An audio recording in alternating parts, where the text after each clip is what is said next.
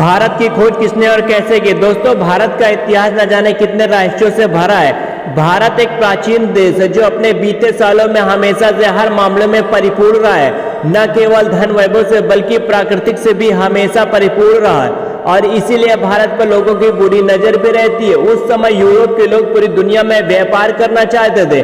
भारत में व्यापार करने के लिए उन्हें समुद्री मार्गों का पता नहीं था। उस समय अरब के लोग भारत के रास्ते को जानते थे, लेकिन उन्होंने यूरोप के लोगों को मार्गों के बारे में नहीं बताया। वास्को डिगामा पहले व्यक्ति थे जिन्होंने भारत के समुद्री मार्गों की खोज निकाला था। कोलंबस भी भारत को खोजने गए थे, लेकिन अमेरिका जा पहुंचे। हालांकि आज कल पढ़ाया जाता है कि भारत की समुद्री मार्गों की वास्को डिगामा ने खोज की थी। सचमुच ये मूर्खता है। भारतीय बच्चों को ये पढ़ाया जाता है कि वास्को डिगामा ने भारत की खोज की। पढ़ाया ये जाना चाहिए कि वास्को डिगामा ने यूरोप को पहली बार भारत तक पहुंचने का समुद्री मार्ग बताया। दरअसल पहले यूरोपीय देशों के लिए भारत एक पहेली जैसा था।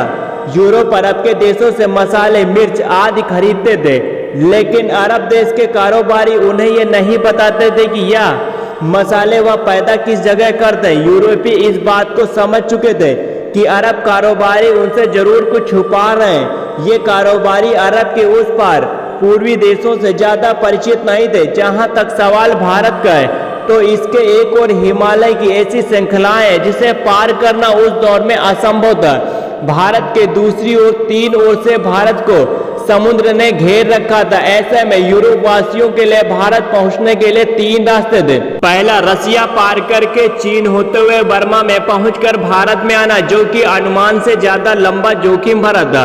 दूसरा रास्ता था अरब और ईरान पार करके भारत पहुंचना, लेकिन ये रास्ता अरब के लोग इस्तेमाल करते थे और वे किसी अन्य को अंदर घुसने नहीं देते थे।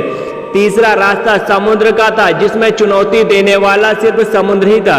वास्को डिगामा एक पुर्तगाली नागरिक था जो पेशे से एक नाविक था। इसका जन्म 1460 ईस्वी में पुर्तगाल के साइनस में माना जाता। उस समय में अरब के लोग यूरोप में मसाला बेचा करते थे जो वे भारत से लाते थे। यूरोप में इन मसालों की मांग बहुत ज्यादा थी, इसलिए यूरोप के लोग भारत जाकर मसाले लाना चाहते थे, लेकिन उनके लिए भारत जाने का रास्ता दुर्गम भरा था। उन्हें भारत जाने के लिए ईरान, अफगानिस्तान के रास्ते जाना पड़ता था। फिर खर्चीला और कठिन रास्ता था। उन्हें ऐसे मार्ग की आवश्यकता थी जो भारत कम समय में ले जाए। ऐसा मार्ग केवल समुद्र के जरिए ही संभव था। वास्को डिगामा ने भारत के इन रास्तों की खोज करने की ठानी और इस ऐतिहासिक सफर पर निकल पड़े। वर्ष 8 जुलाई 1497 में वास्को डिगामा ने अपने साथियों के साथ भारत की खोज के लिए अपने साथियों के साथ रवाना हुए।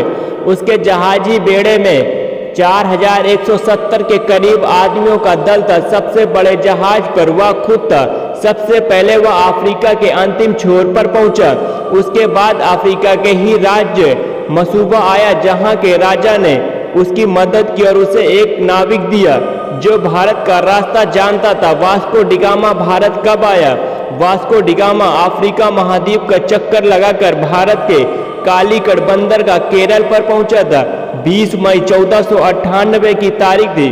वास्को डिगामा भारत के कालीकट बंदर पर पहुंचा। भारत की खोज का यह सफर करीब 10 महीनों तक रहा। भारत आकर वास्को डिगामा ने स्थानीय राज्य के राजा से व्यापार का समझौता किया।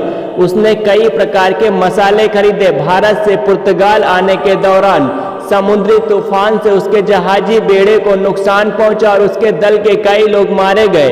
पुर्तगाल लौटने पर उसका भव्य स्वागत किया गया। अगली बार भारत आने पर उसने कालीकट के राज्य पर आक्रमण कर दिया।